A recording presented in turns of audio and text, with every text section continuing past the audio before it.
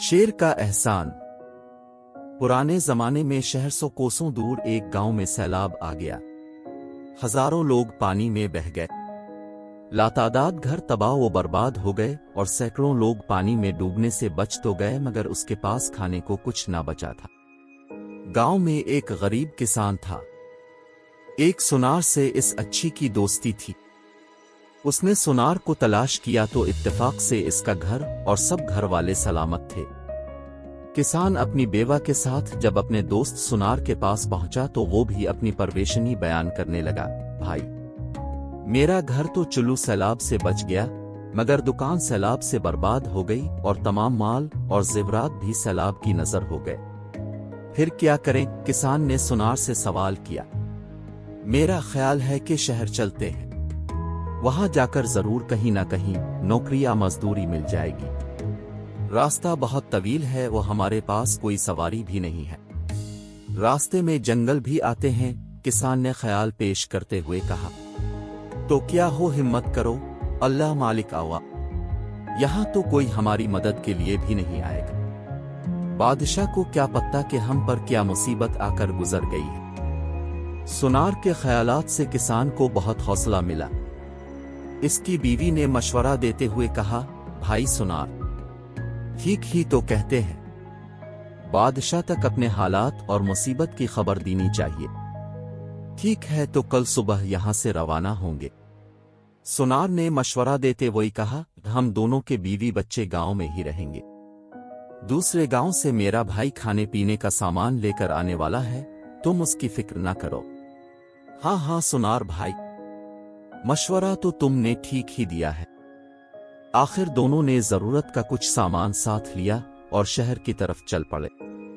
चलते चलते शाम हो जाती तो किसी महफूज दरख्त पर चढ़कर आराम कर लेते, फिर जब दिन निकल आता तो सफर शुरू कर देते।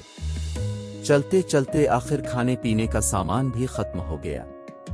सुनार को बुखार ने गिरा और वो बेचारा चलने से भी माजूर हो गया। आखिर किसान ने इसे दरख्तों की आड़ में महफूज जगह पर लिटा दिया। चारों तरफ आग रोशन कर दी ताकि कोई मूजी जानवर या दरिंदा करीब ना आ सके और खुद गिरता पड़ता जंगली फल वगैरह तलाश करने चल दिया। कुछ दूर चला था कि रास्ते में इसे एक शेर मिला जो दर्द की तकलीफ से बेहाल हुए जा रहा था। शेर को देखकर किसान को थरथरी सी लग गई मगर शेर फिर भी ना उठ सका, बल्कि किसान से कहने लगा, ए भाई, मैं तुझे कुछ न कहूंगा तो मेरी मदद कर दे, अल्लाह तेरा भला करेगा। किसान ने शेर को इंसान की जबान में बात करते देखा तो और भी डर गया। शेर ने कहा, ए भाई, मुझसे ना डर, मैंने अल्लाह से दुआ मांगी है कि मुझे बात करने के लिए कुछ देर के लिए जबान दे दे। इंसान के अंदर हिम्मत पैदा हुई। उसने करीब जाकर पूछा, अब बता तेरी क्या मदद करूं? भाई, मेरे पिछले पांव में बहुत बड़ा कांटा घुस गया है, इसकी तकलीफ से मरा जाता हूं। तुझे खुदा का वास्ता ये कांटा निकाल कर मेरी जान बचाई ले, वरना कोई शिकारी उधर आ गया तो मीर कमजोरी से फायदा उठाकर मुझे कैद कर लेगा। किसान ने खदशा जाहिर किया, कांटा तो निकाल दूंगा मगर क्या भरोसा के तो मुझे खाना जाए। शेर ने आजिजी से कहा, वादा करता हूं कि मैं तुझे हर गज कोई नुकसान ना पहुंचाऊंगा, भला कोई अपने मोहसिन को भी नुकसान पहुंचाता है, ऐसा तो तुम इंसानों में होता है। किसान ने हिम्मत की और आगे बढ़कर शेर के पांव के अंदर तक घुसा हुआ कांटा निकाल दिया। जख्म को साफ करके ऊपर रुमाल फाड़कर पट्टी बांध दी।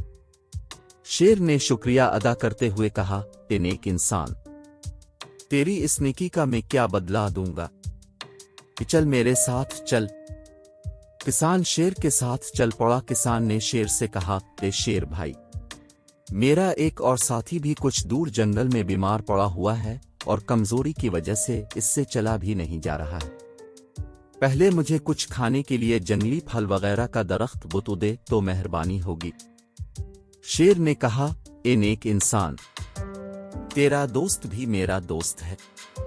सुन, अभी कुछ दिनों पहले दो शिकारी इस जंगल में मुझे शिकार करने आए थे। मैंने और मेरी शेरनी ने मौका पाकर उन दोनों पर हमला कर उन्हें हलाक कर दिया था।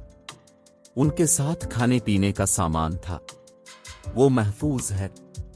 अब हिले उधर चल और वो सामान तो उठा कर ले जा, और फिर मैं तुझे एक ऐसी नायाब बूटी का पौधा दिखाऊंगा, चाहे कैसा ही बीमार हो अलिफ सकी पत्तियां पेश कर मरीज को पिला दें। इंशाअल्लाह 1-2 दिन में बिल्कुल तंदुरुस्त और तवाना हो जाएगा। हम जानवर भी बीमार हो जाते हैं तो अक्सर यही बूटी तलाश करके खा लेते हैं।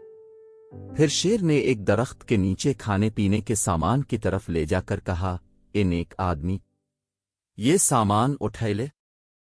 किसान खाने पीने का सामान कपड़े में बांध कर कांधे पर उठाकर शेर के साथ चलने लगा। कुछ दूर जाकर शेर ने छोटे छोटे पौधों की तरफ पंजे से इशारे करते हुए किसान से कहा, यह है वो पौधा जो हर बीमारी में अल्लाह के कम से शिफा देता है। गरीब आदमी ने जल्दी जल्दी कुछ पौधे तोड़कर सामान में रख लिए। शेर ने मशवरा दिया कि ये बूटी तुम अपने दोस्त को किसी पत्थर से कुचलकर पानी से खुला देना, इंशाअल्लाह कुछ ही देर में तंदुरुस्त हो जाएगा। किसान ने शेर का शुक्रिया अदा करते हुए कहा, ए अच्छे शेर, तेरा बहुत बहुत शुक्रिया। अब मुझे इजाजत चाहिए, मेरा दोस्त मेरा इंतजार कर रहा होगा। शेर ने कहा, ए भाई, इतनी जल्दी ना कर, मुझे कुछ और भी खिदमत करने दे। काफी दिनों पहले एक शहजादा अपने कुछ साथियों के साथ जंगल में शिकार खेलने आया था, मगर चीते और रीछ ने उन पर अचानक हमला कर दिया था। कुछ जान बचाकर भाग निकले, मगर शहजादा और उसका एक साथी मारे गए थे। शहजादे के गले में मोतियों के हार थे। चीता और रीछ उनकी लाशों को खा रहे थे कि अचानक मेरा उधर से गुजर हो गया। मैं जो जोर से दौड़ा तो वो डर कर भाग गए। ये हीरे मोतियों के हार में ले आया और अपने गार में एक जगह छुपा दिए थे। ये तुम ले जाओ और बादशाह को दे देना, शायद बादशाह और मुल्की शहजादे के गम में रोते होंगे। शेर किसान को गार के अंदर ले गया और पंजे मारकर एक जगह घास में छुपे हुए हार किसान को दिखाते हुए कहा, उसे तुम ले जाओ, जो चाहो कर लेना, मगर अच्छा हो के बादशाह को पन्ना दो ताकि तुम्हें इससे ज्यादा इनाम मिले। किसान ने शेर का शुक्रिया अदा किया। शेर ने कहा, जाओ, खुदा हाफिज, हमेशा नेक रहना और नेकी करते रहना। किसान शेर से रुखसत होकर अपने ठिकाने पर आ गया। सुनार को उठाकर उसे बूटी कुचल कर पिला दी। कुछ देर में सुनार का बुखार खत्म हो गया और वो भला चंगा नजर आने लगा। किसान ने इसे जब तमाम हालात बताए और शहजादे के कीमती जवाहर के हार दिखाए तो सुनार के दिल में लालच पैदा हो गया। वो जवाहरात चुराने की तरकीबें सोचने लगा। खाने पीने का जखीरा मिल चुका था, लिहाजा दोनों फिर शहर की तरफ चल पड़े। रास्ते में आता हुआ काफिला मिल गया, वो भी काफिले में शामिल है कर चल पड़े। शहर के पास एक मुसाफिर खाने में ये दोनों ठहर गए। सुनार के दिल में लालच था। जैसे ही मौका मिला वो जवाहरात चरा कर भाग निकला और घर की राली। इधर मलिका बेटे के गम में बीमार होकर मौत व जिंदगी की कश्मकश में मुब्तला थी। बादशाह का ऐलान था कि जो कोई मलिका का इलाज करके उसे अच्छा करेगा, इसे आधी सल्तनत इनाम दी जाएगी।